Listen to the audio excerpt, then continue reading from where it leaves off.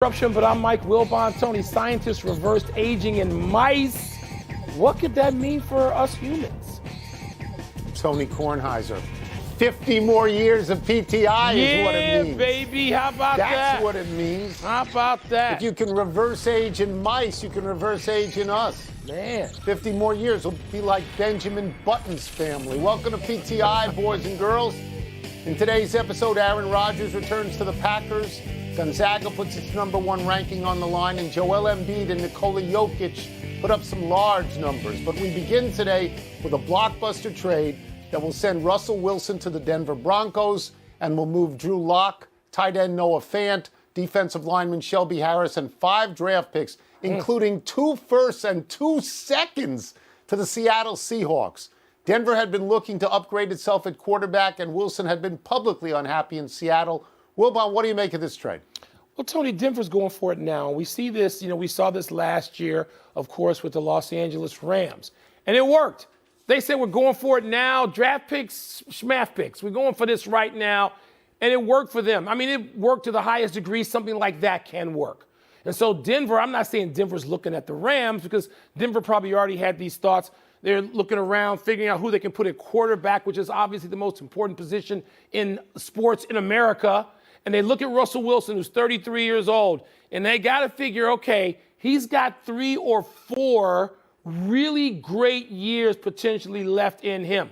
We've got skill position players. We got backs, we got tight ends, we got receivers, we got an offensive line. We got all the stuff that Russell Wilson can plug into and be a major success. Yeah. Let's go for this now. Now, Seattle, I understand the picks. They're going to need to have those picks hit. Because right now, they still don't have a quarterback. I don't care who they got in the trade, Drew Lock. They still don't have a proven quarterback. So Seattle's starting over. And they know they're starting over, but they won. They should have won 2. 2 with Russell Wilson. They blew 1, and that's, sort of too bad for them and that legacy. Yeah, so I agree with everything you've said. I mean, I'm not going to talk much about Seattle because now they're in total rebuild, which is fine. You just don't know if Pete Carroll is going to stick around for the entire rebuild. No, you don't know about that. But I'll talk about Denver. Every time I turned on a Denver game this year, whoever was doing the game would say the same thing. They say this team is loaded and all it needs is a quarterback. Now, my feeling was that they thought they had a shot at Aaron Rodgers. When they signed Nathaniel Hackett, who was Rodgers' offensive coordinator at Green Bay, and we all thought Rodgers was unhappy and thinking of moving, I'm sure he was thinking of moving, that they figured, okay, we'll get him. But probably what happened was this trade was percolating for a while, and probably Hackett found out through his relationship with Rodgers that Rodgers wasn't going anywhere, so he pulled the trigger on this. Russell Wilson has the same amount of Super Bowls as Aaron Rodgers. He's not as good as Aaron Rodgers. He's on the next step down, but that's a high step on the ladder. He's a really good quarterback, and he was publicly unhappy for 2 years. His agent came out last year in the offseason and gave Seattle a list of 4 different teams that he would go play for happily. Denver was not on the list at that time. Russell Wilson badmouthed his offensive line all over America, and then publicly, Mike, he would say, oh, no, I love it here. I'm a Hawk. But privately, he was saying, get me out of here. So now he's out of there. The analogy to the Rams is good. But, and I'll just point this out, Russell Wilson has left the hardest and best division in the NFC for the hardest and best division in the AFC. Because you got Justin Herbert, you got Patrick Mahomes, you got Derek Carr. I mean, he's going from the frying pan to the fire. But to me, this is a good move for both teams. Well, yeah, for both. Tony, and you know what? Great athletes don't worry about what division they're going to. They just don't. I mean, I learned that a long time ago interviewing guys. Because first of all, they think they're the best. That's how they got to be in that position, in that respective sport. And also, stuff changes. We see, what? The NFC East used to always seem to be the best, and they have been stink-ola for years. So these things change. Yeah, but the NFC West has 3 playoff teams. That's a big deal. In other big-name quarterback news, since I mentioned Rodgers, we have the end of the Aaron Rodgers speculation. He will reportedly stay in Green Bay for the largest contract in football history. The NFL Network says it's $200 million over 4 years with $150 million guaranteed. Rodgers says the reported numbers are off and he hasn't signed a contract, but yes, he will be back. So we're no longer wondering where Rodgers will go. He will not go. Wilbon. It means the Packers stay the Packers. I mean, I worry about what it means for my ears. It means that we can have like networks full of analysts stop begging Rodgers to make up his mind. Oh, please, Aaron, make up your mind so we can have breaking news. This is the breaking news, I guess, except it's not breaking news. He's staying in Green Bay. It's breaking news if he had taken his talents to South Beach or somewhere. If he had taken his talents elsewhere, Denver, wherever. He's not taking his talents anywhere, so they remain the Green Bay Packers. That's it. I mean, to me, this is the most overstated thing in the world because we don't care about the money. Whatever Aaron Rodgers makes, we think, I know I speak for you, he's earned. Even though he's only been in one Super Bowl, he has still earned it. He's one of the top performers. He's elite, to use the favorite word of all these analysts. So he'll stay at Green Bay. He will be surrounded by people who will now die for the next 3 to 4 years to surround him with the kind of team he needs to go to the Super Bowl again, lest he badmouth them or threaten to leave like he does every so often, particularly the last few years. But Aaron Rodgers is staying with the Packers. Whoop-de-doo. Well, I personally think it is a big deal, and I think the first thing that is clear about the Packers is that they wasted a lot of draft picks to move up to get Jordan Love, because he's not getting anywhere near the field unless Aaron Rodgers gets hurt. The second point I'd make about the Packers is that Rodgers won. He got the Packers to care about what he cared about. He got the Packers to keep the ball in his hands in critical situations. He got the Packers to say, we're sorry for what we did. And he got the Packers to pay him a tremendous amount of money. So I think he won, and good for him, and good for Pat McAfee, his official media outlet. That's fine. But now, Mike, the onus is on Rodgers. Yeah. And two things stand out to me. Rodgers. One is he has to repair the damage he did to himself and his popularity with that entire COVID obfuscation. And more importantly, he's got to win in the playoffs, Mike. He's got one Super Bowl. He can have all the MVPs in the world, and I think he's got 5. They don't matter if you only have one Super Bowl. And in the playoffs, he's been an ordinary 500 quarterback. Yeah. He's 11-10.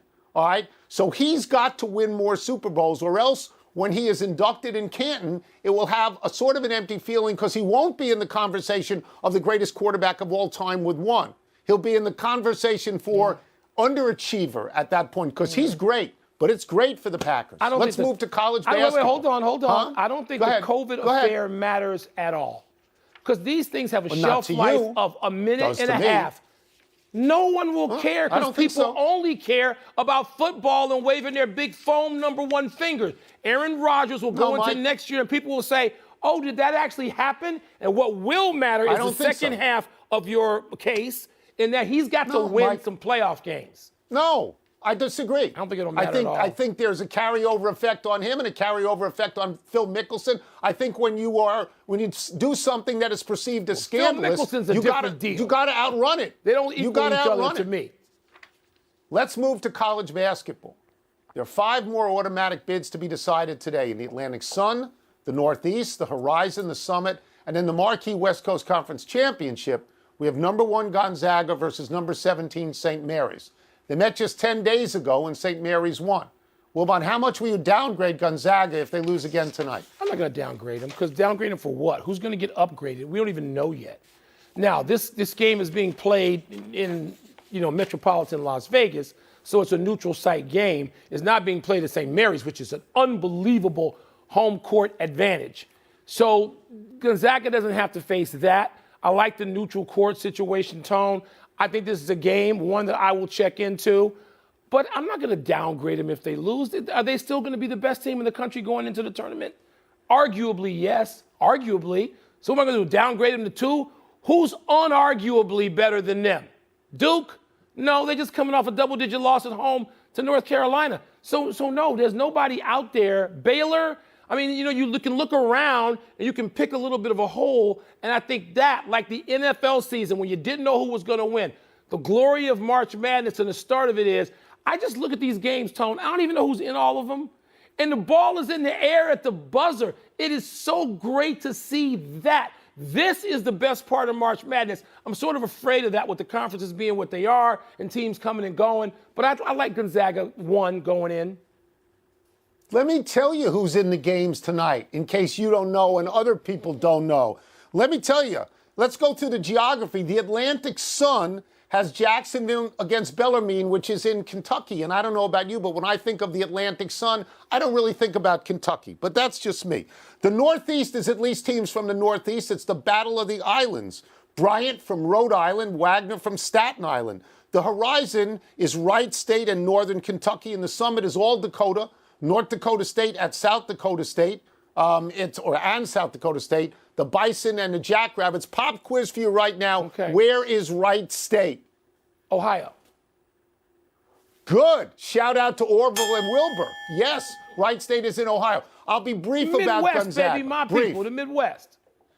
If Gonzaga loses twice in 10 days to the same team, they will be downgraded a little. By that, I mean they will not be the overall number 1 seed. They'll still be a 1 seed. Okay, that's fine. I pick against them every year, Mike, because I think their conference is weak, and I think it inhibits their ability to win 5 hard games in a row. Yeah. I'm not doing that this year because there's no great team out there. They've got a squad. They can, if they get to the Final Four, it'll be the third time in 5 years. They might be That's the great right. team. Yeah. And that's enough seasoning to win. So for the first time, I'm not picking against them, and I've been right every other time.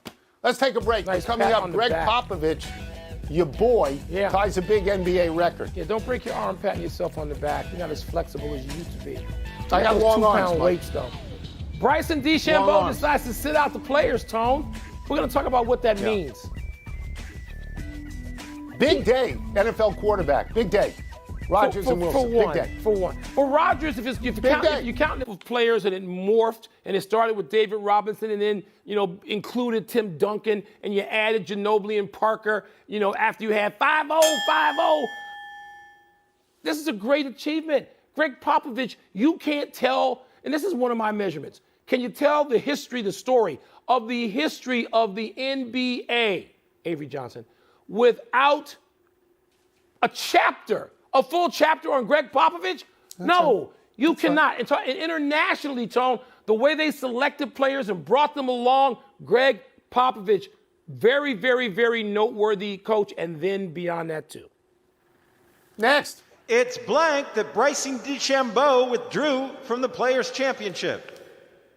It's curious. I know that he's injured. I know he said he took a fall the week of the Saudi golf tournament.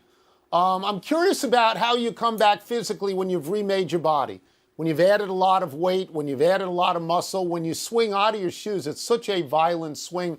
I don't know, Mike, what the shelf life is for staying healthy. I don't know if that's sustainable to be built like that and playing golf. But I'm even more curious about the statement that DeChambeau made to Golf Week when he said, and I'm quoting here, getting ready for something big, many plans in the works. What does that mean? Is that the Saudi Golf League? DeChambeau had said he was staying with the PGA Tour, quote, as long as the best players in the world, unquote, were there. Does he know something that we don't know? Is the Saudi Golf League not dead? So I'm curious about him. Tony, I understand that, and my word is foreshadowing for a couple of reasons. One is the physicality. I mean, we've been able to look at that swing, talk about wrists and back, and he's got problems with both of those. You knew that. It's like looking at Tiger when he was 21 years old saying, and there's so many golfers, many of which we knew, at the time said, oh my God, his back and his knees, he's not going to be able to, and those were exactly the body parts that suffered. In DeChambeau's case, it's physicality, how long can he last, and this entire thing about the rest of this week, Tony. This was the week that the Saudis originally had prepared to sort of announce, their takeover of the world. Well, it seems less than that, but DeChambeau, I mean, you never know what he's up to, and there are people who thought that he was pretty cozy and was going to, cast his lot with the Saudi golfers anyway, so with the golf officials anyway. So let's see where that's going. But foreshadowing is my word. That's the final word. We'll take one last break, but still to come, Chattanooga makes the NCAA tournament on an unlikely shot. Unlikely, yes. Unlikely, yeah. That's one word. Yes. Did Joel Embiid or Nikola Jokic have the more MVP-like night last night? These guys are great. I'm curious about the Saudi Golf League now. I thought it was dead. Maybe it's not dead. No, they're... Tonight on SportsCenter at 6 Eastern, assessing today's blockbuster Russell Wilson trade. Happy time, people. Happy 57th birthday, Kenny Smith. He's been on the TNT show Inside the NBA for so long, people may have forgotten Kenny Smith was in the NBA. After being an All-American guard at North Carolina playing for Dean Smith, the New York City native was the number 6 overall draft pick in 1987 by Sacramento. Smith averaged 13 points and 6 assists over 10 years for the Kings, the Rockets, the Hawks, and briefly for the Pistons, Orlando, and Denver. Smith's best years were in Houston with Hakeem Olajuwon, where he was on 2 NBA champions. The TNT show is, of course, fabulous. It has won 15 Emmys over the years, 6 of which we should have gotten because they won for Best Daily Sports Show, and they weren't daily except in the playoffs. Come on, we kid because we love. I imagine the only thing that makes Kenny happier than being on that show is UNC pounded Duke over the weekend. You know, every so often, teams, as they should, they contact Kenny Smith, who is a brilliant basketball mind, and they interview him. You know, and they think about bringing him in to be the GM, and Kenny considers it. And sometimes I get to see him in person. And I say, no, because your life should not depend on wins and losses. We need to be entertained and informed by you. And Kenny, blows me off. But so far, he has resisted. You can't break that foursome up. Love seeing Kenny Smith on that show all the time for years. Happy anniversary, Dak Prescott. On this day last year, the Cowboys and their star quarterback agreed to a 4-year, $160 million deal with $95 million guaranteed, and our great national nightmare was over because Dak Prescott had gotten paid. Prescott no longer had to depend on soup commercials and mattress commercials for income, and First Take had to scramble to find another topic they could do every single day. Fortunately for First Take, Prescott's health could be debated every day as he had shoulder and ankle problems. But when he got on the field, he was really good. He set a franchise record with 37 touchdown passes, and he had only 10 interceptions. Cowboys finished 11-5, won the NFC East, but were immediately eliminated from the playoffs by the Niners. Nonetheless, Get Up will continue to talk about them as probable Super Bowl contenders, and Wilbon and I will keep watching. Yeah, so there's no Dak, there's no to beg for, there's no Rodgers to beg, period. You don't even have Russ out on the West Coast. What are they going to do? What's every other show on the network except this one going to do? Which quarterback are they going to obsess over and beg next? I guess we'll find out starting tomorrow. Happy trails, Furman. The Paladins were up 63-61 in overtime over Chattanooga with 4.3 seconds left.